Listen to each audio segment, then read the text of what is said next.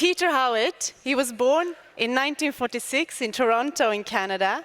He got his PhD from 1973 at Northwestern University in the United States. He's currently a professor at Brown University in the United States. And Peter Howitt, he's the other half of the dynamic duo that created the theory of sustained growth through creative destruction. In terms of complementarity, he is the macroeconomist who brought the general equilibrium perspective into their model. He is widely regarded by his colleagues as kind, supportive, and wise, and is affectionately described by Philippe Aghion as his best friend. Please come up to the stage, Peter Howitt. Thank you. Okay.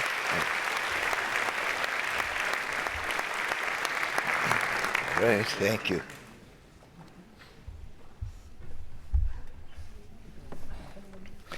Thank you.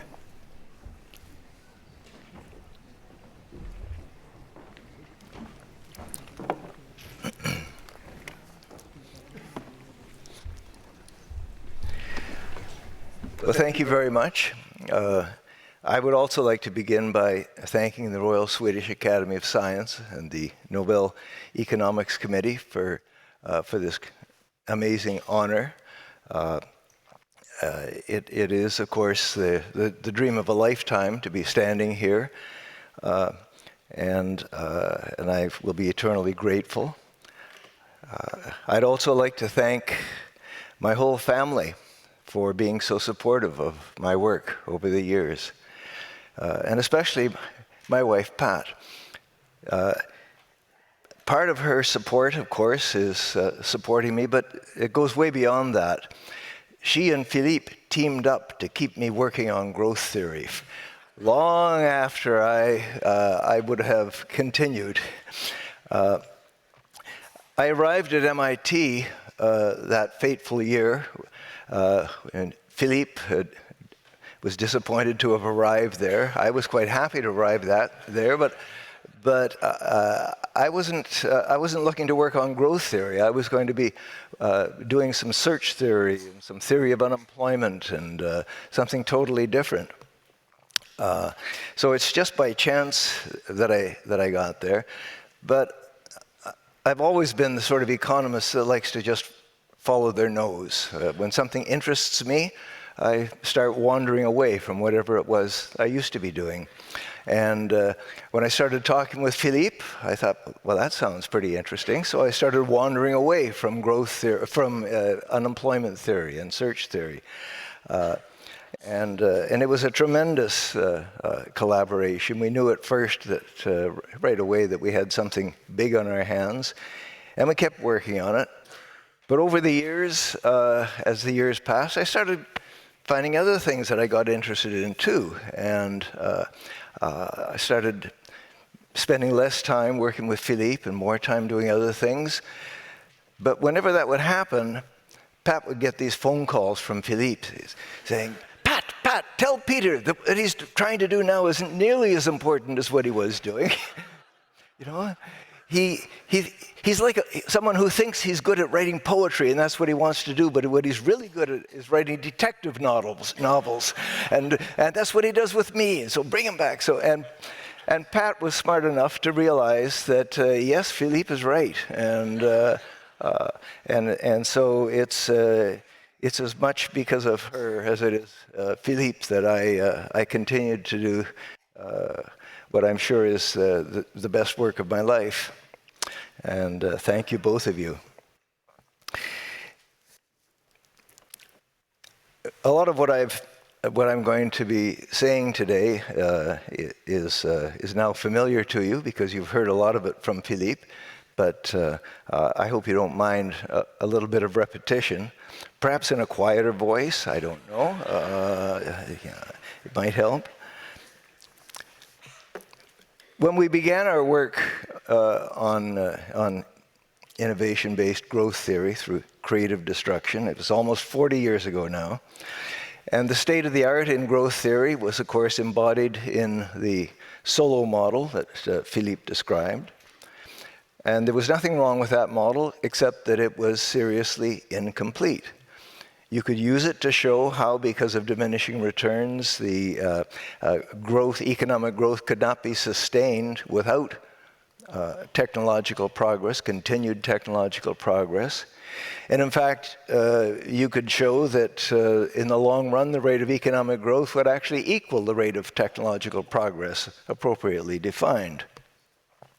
But it took the rate of technological progress as given, as something that was just not affected by anything going on in the economic system or anything motivated by economic objectives. And moreover, it was assumed that the technological progress sort of fell like manna from heaven on everyone below and benefited everyone more or less equally. All wages would go up at the same rate as a result of technological progress, and all businesses would become more productive at that rate. And of course, we know that neither of those is true. Technological progress comes to a large extent from innovations made by profit-seeking business firms. Businesses innovate in order to earn what we would call monopoly rents. They innovate in order to be able to produce goods that their rivals can't match. They innovate in order to produce goods at a lower cost than their rivals can do. And in both of those cases, what they're able to do is to charge prices above the cost of production and earn a supernormal profit without being profitably undercut by their rivals. So this is very much an economic motivation. And we also know, of course, that the gains don't fall uniformly on everyone. There are losses as well as gains. And that comes straight from the process that we talked about, the innovation process that I just described. Those who succeed in making innovations and being able to outdo their opponents gain profits. They hire workers to produce. Their workers get higher wages. But those who fail to innovate get displaced. They lose business, they lose profits. People who worked for them lose. And in general, that's of course Schumpeter's process of creative destruction. And that creative destruction is something that is shared by anyone whose economic fortunes are tied to technologies that are rendered obsolete by the new technologies that are driving economic growth. And creative destruction generates a conflict that's really at the heart of the growth process. The conflict between those who gain from the new technologies and those who lose because their fortunes are tied to older technologies. It's at the heart of the growth process because whether or not and how fast a country can grow will depend very much on how that conflict is resolved.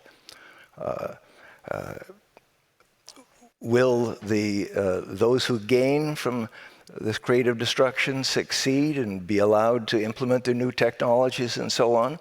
Or will those who would potentially lose manage to block the new innovations? There are a lot of things that influence that process. Now, you might wonder why it is that these ideas of Schumpeter, of creative destruction, that were enunciated in his 1942 book on capitalism, socialism, and democracy, still hadn't been incorporated into the mainstream of economic growth theory in 1987 when Philippe and I met. And it's a good question. I think there are a number of aspects to it, but I think that the main reason is that this process of competitive innovation and creative destruction involves some fairly complicated strategic conditions that had to be worked out in order to create a coherent mathematical model. And you imagine a market where some product is being produced and everyone knows that it's capable of being improved, not just once or twice, but any number of times. Someone might undertake to create the next generation of that product and earn some monopoly rents from it. But there'll be other people racing to do the same thing. And so how much you spend on hiring people to do research, to try to speed up the arrival of this new invention, to get it for yourself, will depend to some extent on how much other firms are racing to get to the same goal. The faster they race, the faster you might want to race. Or if they're very good, you might give up. It's a strategic situation where how much you're investing in it depends upon how much others are investing. How much they're investing will depend upon how much you are investing. And to figure out what's going to happen, you need to find some kind of a Nash equilibrium or something, where everyone's doing what they find most profitable given what the others are doing. And to make it more complicated, they've got to realize that if they succeed, if one firm succeeds in discovering generation X of the product, there are going to be other firms striving to come up with generation X plus 1 that will displace generation X. And the more you expect them to be spending on innovation, the faster they're going to do it, the shorter will be the duration of your profits that you'll get from having invented generation X, and the less the payoff will be to you. And so you have to take that into account. And you have to sort of put yourself in their position to figure out, well, they're going to be doing something like what we're doing, but that means that they have to consider what will be happening to people trying to come up with generation X plus 2, and so on and so forth. So it's a bit of a tricky situation. It's not impossible. It requires the use of some game theory. And back in those days, game theory was making tremendous advances, but largely in microeconomics. It was slow to come to macroeconomics. It was coming into some discussions of monetary policy and fiscal policy, but not into growth theory. Well, fortunately, where we met at MIT was also the home then to Jean Tirole, who was a master at using game theory in industrial organization theory. And he was at the time just putting the finishing touches on his magnificent book called The Theory of Industrial Organization, which had a whole chapter devoted to patent races, the sort of thing that we were talking about, but trying to put it into a macroeconomic model, which was a somewhat more difficult thing because there are just so many more moving parts in a general equilibrium system than in the system of an individual market.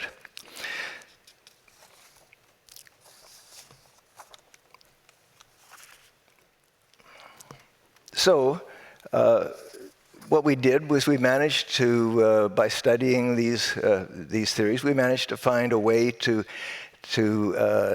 model this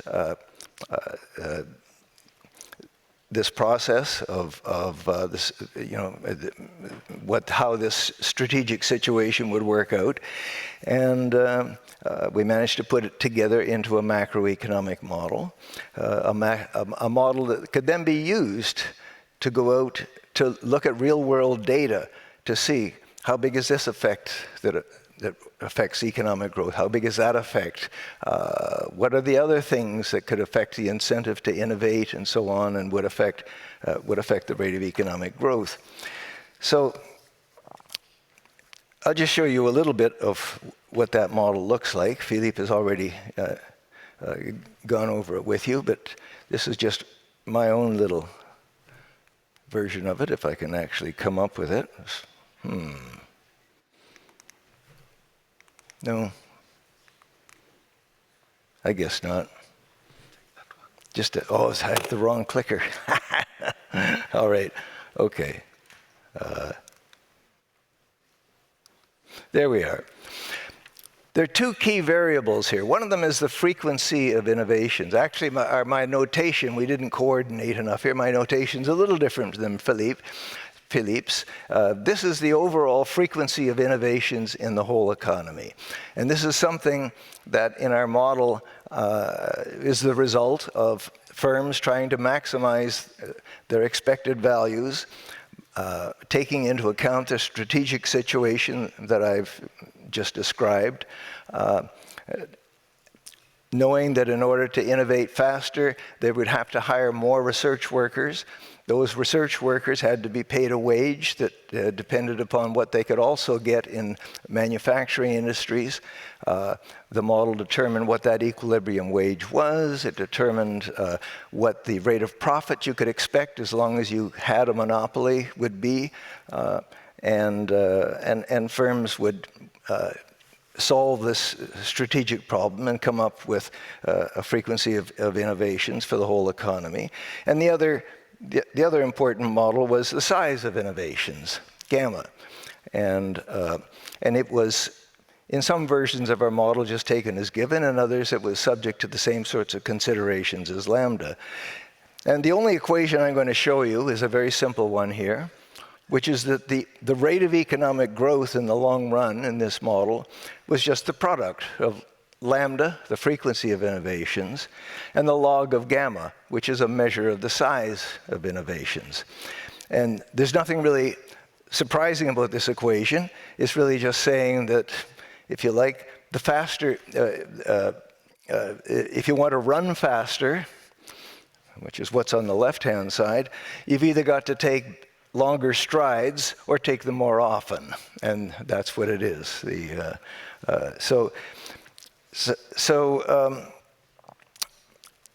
It was a simple model, but it provided a template that we could use to relax various simplifying assumptions, introduce new real-world complications to address a whole variety of issues. And over the years, we managed to use it to address how economic growth affects and is affected by, in turn, international trade, competition policy, education, the environment, population health, political economy, government fiscal policy, economic inequality, the patent system, and a lot of other things that many of which Philippe has already talked about. So I'd like to talk about a couple of those areas of application. The first one being competition policy. Schumpeter's view, when he wrote about creative destruction, was that because it's monopoly rents that motivate innovations, we should really be very gentle with antitrust policy. We should leave monopolies alone, let them enjoy their rents until someone replaces them, because the bigger the rents, the greater the incentive to innovate and capture some of those rents, and therefore the more growth the more innovation would take place, and the more growth would take place. And when in our very first model that we put together, that seemed to be the case. The higher Philippe showed a little parameter up there that measured the extent of that alpha that measured the extent of competition. The higher that was, the faster the growth rate would be. But as we started elaborating on the model, taking into account this step-by-step nature, the fact that the further away a leader in an industry could get technologically above the followers, the harder it would be for those followers to catch up.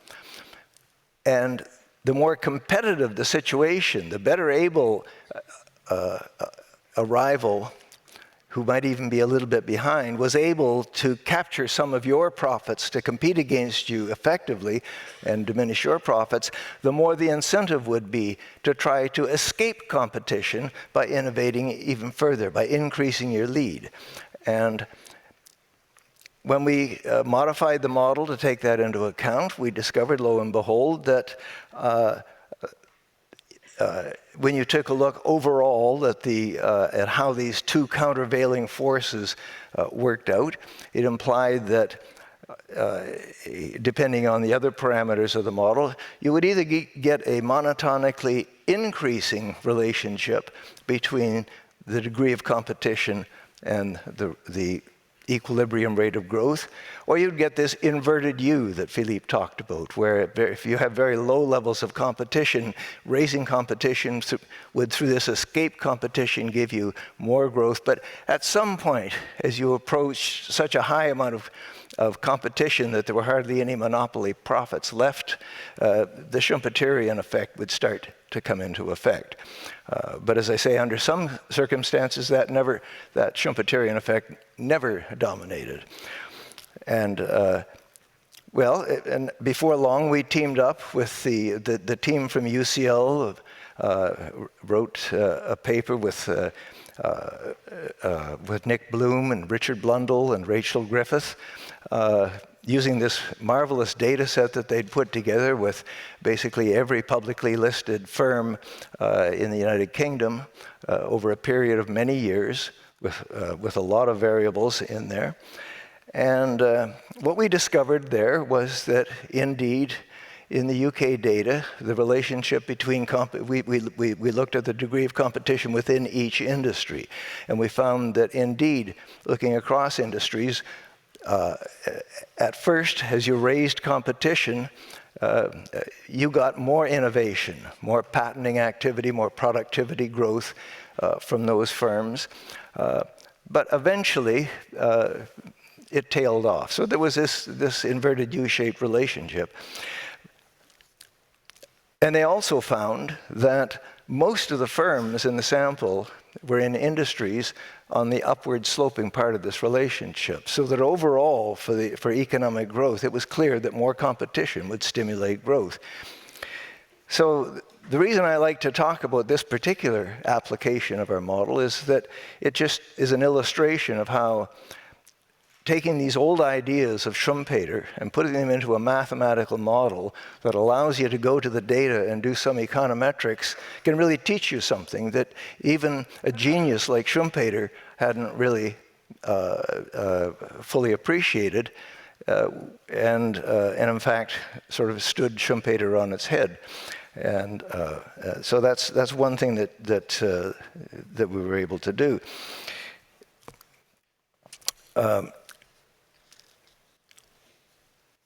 This finding of an inverted U has been discovered in many other countries, by the way, and not just in UK data. And in countries where it hasn't been found, what people tend to find for the most part is that there's just this strictly positive relationship between competition and innovation. So I think that's something that I'm proudest of having started the theoretical literature on this. It's also true, of course, and Philippe has mentioned some of this, that there's a lot of evidence that when you allow monopoly power to grow unchecked, that firms that have this power use it not just to continue innovating, but to try to suppress innovations by people that might make them the victims of creative destruction. There's evidence that firms have, in the industries that have become increasingly dominated in recent years by these superstar firms that have lots of funds at their disposal, that they have used such techniques as creating patent thickets, buying up patents from everywhere, so that anybody that tried to challenge them, their leadership, with a new technology would have to have the money to pay for all the legal expenses of defending themselves against suits of patent violation. They've engaged in preemptive mergers. When a rival gets to the point where it seems to be threatening the core business of one of these large companies, the best strategy often is not to try to compete against them, but to buy them out. You buy them out, and you can either direct their technological development in directions that are going to be complementary with the trajectory that you're on, or you could even just suppress the innovations. You don't have to worry about them anymore. And that's going on an awful lot. And of course, you can use your monopoly powers to influence politicians. The more politicians are swayed by contributions and various other favors, the more you're going to get policies that are in your favor. And you can also use it to help capture the regulatory authorities and move things in your direction, and to win public opinion in support of your efforts to suppress. They're not put that way, but in order to favor your continuing progress. And there is a lot of evidence, and Philippe talked about it quite a bit, that the fairly sluggish growth that's been experienced in many countries for the last 20 years, a lot of it can be attributed to this increase in unchecked monopoly power. So the other area that I'd like to talk about is patent policy. This closely related to that. It's clear that patent policies are important for a lot of innovations. If you can't appropriate the rents, if your invention can be copied immediately by anybody else, there's no profitability from having come up with it. It's also important that patent policies have, in most countries, have full disclosure laws. In order to get a patent for something, you've got to provide a clear and unambiguous description of what it is and make it publicly available, and that allows other people to build on those inventions. But as I said before, patent laws can be used also to block laggards, and so it's important to have a finite length to patents, and it's especially important because firms can get into this very unlevel situation where you've got a leader that dominates and the laggards are far behind. And in that situation, that's where the least incentive is to innovate. The laggards are discouraged from catching up because they're so far behind, and the leaders don't really have to worry about escaping competition. The competition is too far behind. And so breaking those up can lead to the kind of explosion of creative activity that you got, for example, when the 70-year-old monopoly of the AT&T Corporation was broken up in the mid-90s, and that led to this huge flurry of competitive, innovative activity in the telecommunications industry in the US. International commerce is another area where I think we've made a lot of had a lot of effect. And basically, what we know about the effect of international trade on innovation and growth is what we know from competition. Opening up to international trade is opening up to competition, and I think that's probably all I'll say about that right now. I just want to say one word about generative artificial intelligence, something that everybody thinks about when they hear about creative destruction nowadays, and they think about the possibility. Like any general purpose technology that we've observed, there is tremendous possibility for both the replacement of skills, and for also the enhancement of skills and the opening up of new skills. But like any general purpose technology, it's going to take a long time and require a lot of downstream innovations to be realized. For generations, some of the best economists in the world have expressed deep concerns about technological unemployment, going back from David Ricardo through John Maynard Keynes, even up to Paul Samuelson. So far, history has shown that these predictions of high unemployment and low wages haven't been true. Wage income has tended to grow in proportion to national income as we've progressed. I do worry a little bit about AI. Generative AI has the potential to displace a significant number of jobs because it automates not only the routine, repetitive tasks, but also complex cognitive work that was once thought to require uniquely human judgment. As models become capable of producing high-quality text, images, software code, and analytical outputs, entire segments of knowledge-based occupations, from customer support to administrative roles to journalism, marketing, and parts of the legal and financial system, face the substantial risk of restructuring or outright redundancy. You've probably guessed, because Joel's already done that. That was written by ChatGPT, not by me. Okay? I thought it was, I didn't change a word. I asked it to write a paragraph on the job-destroying potential of generative artificial intelligence. I think it's pretty good for a first draft, written in about 5 seconds by a 3-year-old who's growing up very rapidly into something that, well, we don't know. And so the future is worrisome. We don't have a lot of historical evidence about these really disruptive, revolutionary general-purpose technologies. People that count the Kondratiev cycles or techno-economic paradigm shifts, different scholars call them different things, will claim that, well, there have been about 5 of them, and this is the 6th one. Well, that's just too small a sample to know what's going on. So we have, I tend to believe that the lessons of economic history will persist, even though I know that we're dealing with a very small sample, and we're dealing with something that looks unique in many ways, but only time will tell. So far, so good. Thank you.